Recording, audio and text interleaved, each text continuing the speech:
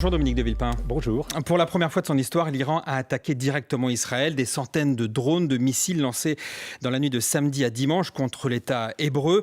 Il y a quelques instants, Emmanuel Macron accuse l'Iran d'avoir décidé de frapper Israël, provoquant une rupture profonde. Je cite les mots du président de la République. Est-ce que c'est un point de bascule dans la situation actuelle au Proche-Orient ?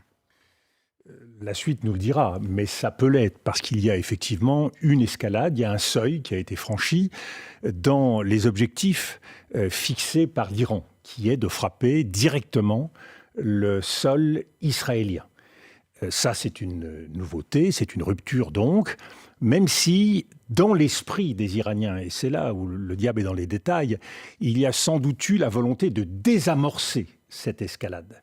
C'est-à-dire à la fois de frapper sur le principe, mais en même temps d'éviter tout dégât significatif. C'est pour ça qu'ils l'ont un peu annoncé. C'est pour ça qu'ils l'ont annoncé, et c'est pour ça sans doute que la frappe n'avait pas la puissance qu'elle aurait peut-être pu avoir.